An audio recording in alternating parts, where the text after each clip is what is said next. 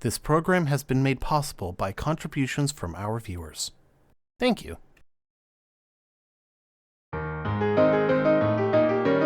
I'm Drew. Welcome to the Beggars Woodshop. Welcome, ladies and gentlemen. You are most welcome. Thank you for joining me here, and thank you for inviting me into your homes, laps, hands, well, just however you happen to be viewing this program. Welcome to you, our new subscribers, as well. Good to see everybody here. This shop, I try to keep clean. Not easy, because I got a lot of clutter. But we all try to keep our shops clean. Shopsmith, when they first released all of their tools and accessories, didn't really put dust collection into things. In fact, really, if you go back, how far do you have to go before you realize wood shops needed dust collection? In the end, you just shoved everything aside, got it out of the way, swept up later. Meanwhile, some of those finer particles are getting in lawns and you're... Trust me, I know. Eventually, Shopsmith would consider not only the dust collection, but also adding protection into various places. In fact, and I have only seen this once on eBay, and I really wish I could have gotten it at the time, they did sell plans for your own attachments. You could build them out of wood. It'd be your own dust collection and protection. I remember specifically the lower saw guard, the bandsaw, the jointer. These were pretty cool to see. I really wish I could have gotten my hands on those plans. One day, maybe. Now, eventually, Shopsmith would come out with its own dust collection system. The DC3300. This is a fair-sized dust collector.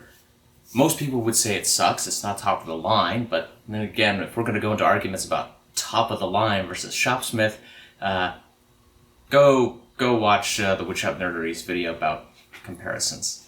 Tom did a great video on that. Actually, he did 2 videos. Anyway, the dust collection for the DC3300 was alright. I have not heard too many complaints on it being bad.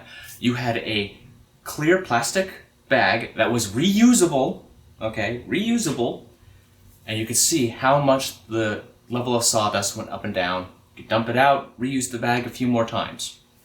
Great! It wasn't very big, and there are 2 versions of it, ladies and gentlemen. I repeat, 2 versions. Version 1 is loud and obnoxious. Why is it loud and obnoxious? Well, it's because the metal body. They chose to use a metal body and a lot of interior metal parts. Eventually, they'd release one with the more plastic, kind of what you see today. There is some metal parts, obviously, including the legs that help support it to the base and the wheels. Of course, the wheels are plastic as well, and so is the base.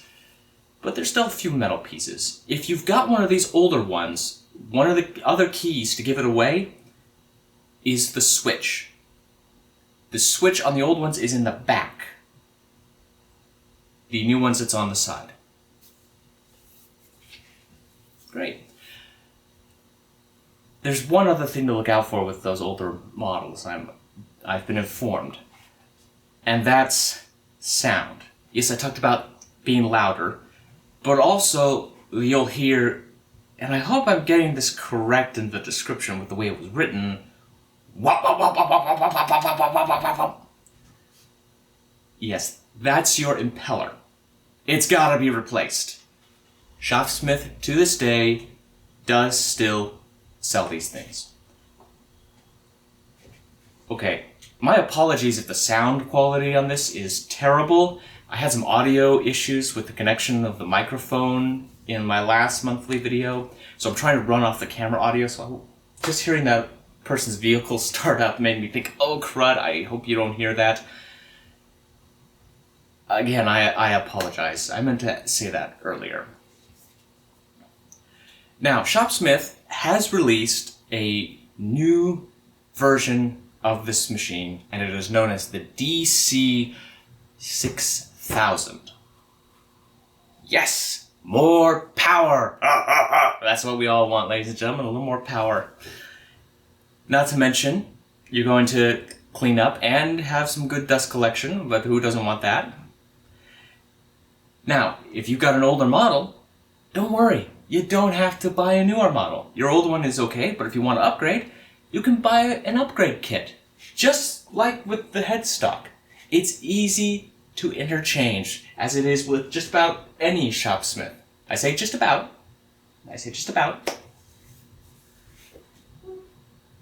But yes, they're a little quieter, got a little more power. And before I forget, ladies and gentlemen, I want to talk about those fine particles. Those fine particles are collected. Even though it's good to have an extra filter hanging in your shop, there's always a way to get better, and that's with the filter hood. Now, Shopsmith sells a variety of filter hoods in various sizes.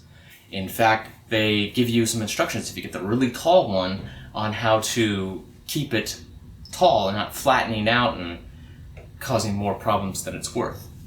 So yes, you can get various filter hoods. So I'm sure you're asking, what is the point? It's the filter itself. How many fine particles, down to the microns, you can get. It's pretty neat. But you're okay if you get the standard one. In fact, if I read this correctly, if you get on Shopsmith's website, if you get the DC6000,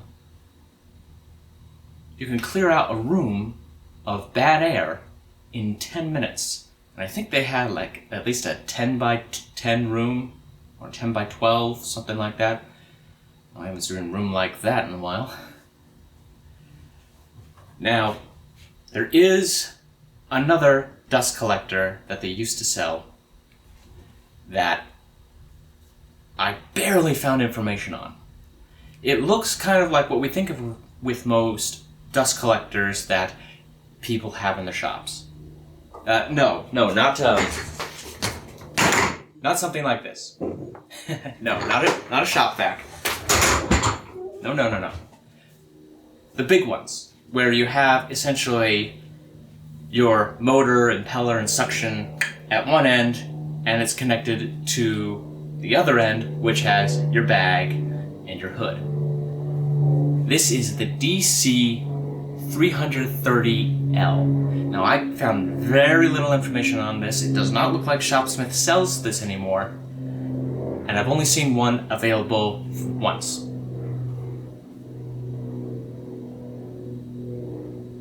I'll wait. Bloody planes. Well, that's what happens when you live within 5 miles of an airport. Where was I? Oh yes, the DC330L. I've only seen one of these available once, and it was available with a whole shop.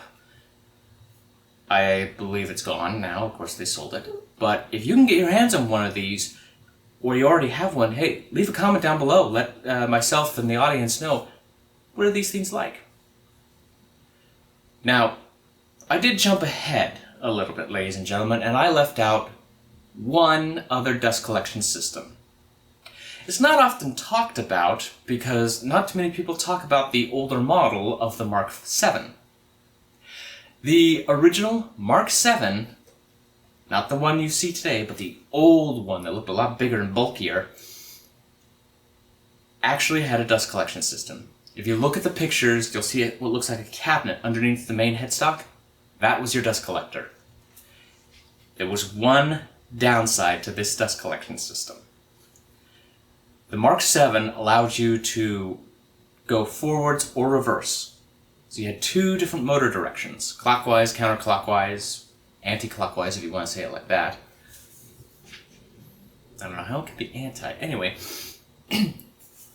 this is where it became a problem because everything for the dust collector was connected to the same motor as the quill.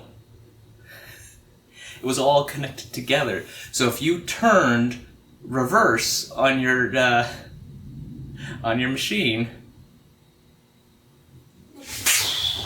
out goes all that dust. Most of the time, if you're going to find one of these old Mark 7s, you're not going to find the dust collector connected, because eventually a lot of owners just said, snip, cutting the belt, not going to do it. And we all end up using a shop vac. I actually like to see the first people who didn't really pay attention to that in the manual and tried it out for the first time. Sawdust. Oh boy. Oh boy, oh boy, oh boy. Did you like this video? Would you like to see more videos like this? I hope you would. If you like this video, hit the like button. Leave a comment down below. If you want to see more videos like this, take a look at my channel, but also hit subscribe. Even hit the little bell icon. You'll be notified the moment I put up a video. Comment down below, of course. If you would like to contribute to my shop and help it grow and expand and upgrade, believe me, I need a lot of that with this machine, there is a link to a GoFundMe in the description below. Just click See More. If you think you've got an accessory for the Shopsmith or a tool from my shop that you'd like to donate or contribute, or you have a whole Shopsmith system that you'd like to contribute that is containing a lot of the upgrades I need, and you live in California, specifically the Sacramento area, leave a comment down below and I'll get back to you. We'll talk out turkey.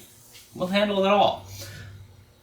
Otherwise, just the fact that you view this video and the fact that you share it, talk about it with people, let them know what I'm doing here, what I'm trying to do, that's help too. Because I am so amazed at so many who have agreed to subscribe. Thank you very much, ladies and gentlemen. I appreciate every single one of you.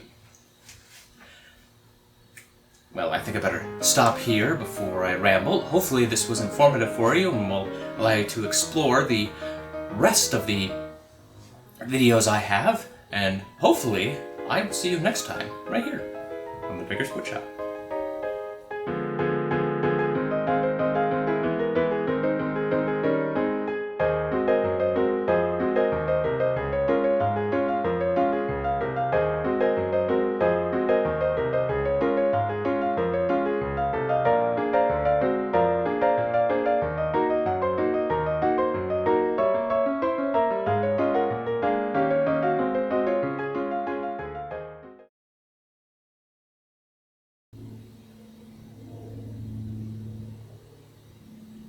Boy, I'm waiting a while.